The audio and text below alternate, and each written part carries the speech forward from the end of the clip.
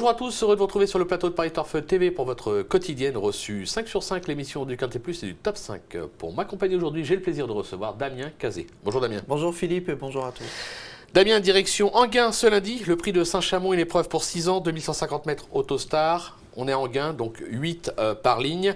Un quintet, on revient après un week-end d'euphorie à Chantilly pour l'Arc de Triomphe. Effectivement, un quintet ici plutôt de série, hein. C'est un quintet de lundi, des 6 ans qui ont dans les 120 000 euros de gain.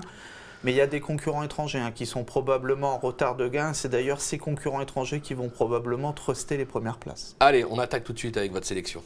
Avec le 7 Speed Delicious, le 6 Reine du Zac, le 5 American Jet, le 2 Aigle Génilou, le 14 Riviera As, le 15 Big H, le 4 Anisa Tilou et le 11 As de Piancourt. Allez, le 7 Speed Delicious qui a montré quelques moyens en Scandinavie. Il vient de se faire remarquer à Vincennes en l'emportant avant d'être distancé pour avoir causé une gêne. On va le racheter, logique. Alors ouais, c'est une course qui avait fait vivement polémique parce qu'il avait été disqualifié dans le dernier tournant pour avoir légèrement gêné. C'est des gênes quasiment qu'on voit à chacune des courses au trot.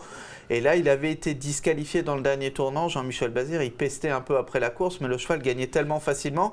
Non seulement il n'aurait pas eu le droit de participer à cette course, il aurait dû avoir 40 000 euros de gain en plus avec la victoire de la dernière fois. Et c'est un cheval qui sera encore mieux piste plate et encore mieux de 1150 derrière l'Autostar. Donc avant le coup, c'est vraiment un énorme penalty. Il faudrait vraiment encore que les commissaires se mettent sur son cas pour qu'il ne puisse pas gagner cette course. Bon, ça c'est fait, c'est dit, c'est annoncé. On lui oppose le 6, Reine du Zac. Les moyens ne lui manquent pas. Elle s'est classée 4e du prix de l'Observatoire sur ce même parcours en juillet dernier. Entre-temps, une 12-4. Ça suffit pour être à l'arrivée. C'est ça. Maintenant, c'est une jument qui est un peu bizarre parce qu'elle avait gagné très facilement à Vincennes à la fin juin. Elle trottait 13 2007.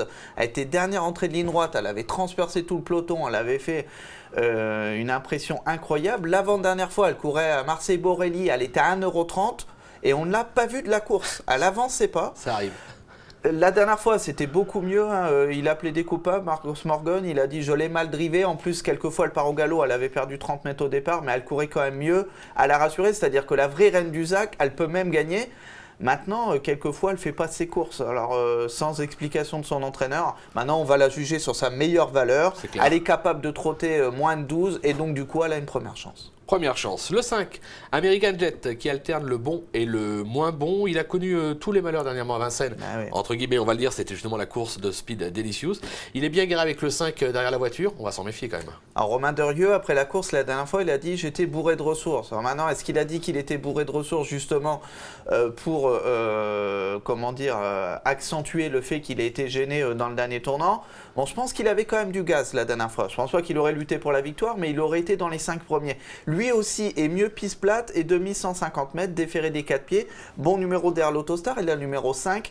Donc avant le coup, c'est aussi une très bonne chance. Il va y avoir de la revanche dans l'air avec Speed Delicious, j'ai l'impression. C'est clair, c'est la course des rachats. Le 2, Aigle Génilou, cheval trotteur pluridisciplinaire. Il semble s'être assagi à l'attelé, comme l'atteste son dernier succès, c'était sur l'hippodrome de Lyon. Paris, on ne va pas le sous-estimer aussi. Ouais, c'est un cheval qui a une carrière un peu spéciale. Il était très compliqué en début de carrière. Il a été arrêté 1 an et demi probablement pour des graves problèmes de santé. Et depuis son retour, dès qu'il est def des postes, il est quasiment tout le temps à l'arrivée. D'ailleurs, les 2 dernières fois où il a été def des postes, c'était 2 victoires. Et c'est un cheval qui, à mes yeux, est encore en gros retard de gain. Comme il n'a pas couru pendant 1 an et demi, effectivement, il ne fait que rattraper le temps perdu. Je pense que c'est le bon outsider de la course. On va s'en méfier, on va surtout écouter Louis Baudron. Carnot Lecomte a joué en téléphone qui nous parle de la tactique de course avec lui. On l'écoute. Bon, il y a les étrangers à affronter. Vous voyez comment les choses face à cet engagement, même si on sait qu'il n'est pas sur sa vraie distance? Ça va dépendre du départ et du parcours. Si le cheval peut démarrer correctement et se faire ramener, après c'est un cheval qui est capable de faire le dernier kilomètre, il est assez dur pour ça. Maintenant, sur un parcours de vitesse, comme ça peut ne pas jouer en sa faveur. Il y a du pour et du contre, mais on le retient quand même. C'est difficile de l'éliminer, mais tout en sachant que selon les aléas du parcours, c'est pas impossible. Bon, c'est pas impossible, on s'en méfie pour une place. Ouais, on le voit sa musique. De toute façon, effectivement, il y a des disqualifications, mais il y a des victoires aussi. On s'en méfie. Le 14, Riviera As, ses dernières sorties attestent sa forme. Elle se plaît piste plate. Maintenant, elle part en deuxième ligne, pas d'inquiétude? Ouais, elle a moins de gains que les autres. Elle a 88 000 alors que les autres ont 120 000, mais c'est une jument qui est vraiment en pleine explosion en ce moment. Elle a gagné la dernière fois de très belle manière en province. Auparavant, c'était une victoire à Mons, mais dans un lot bien composé et surtout un bon temps. Son entourage est en pleine forme. C'est l'entourage notamment d'Argovie qui était la grosse note d'un événement nocturne à Vincennes. Riviras, drivé par Franck Ouvry. Franck Ouvry, il aime bien comme ça courir caché et venir se faufiler et passer entre les chevaux dans la ligne droite. C'est exactement ce qu'il va falloir faire avec Riviras. Et je pense qu'elle a une bonne chance et clairement elle est en retard de gain aussi.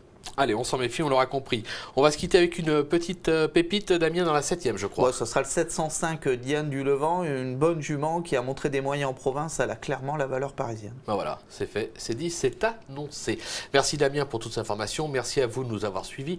Bon jeu à tous et à très vite sur le plateau. Au revoir. Au revoir.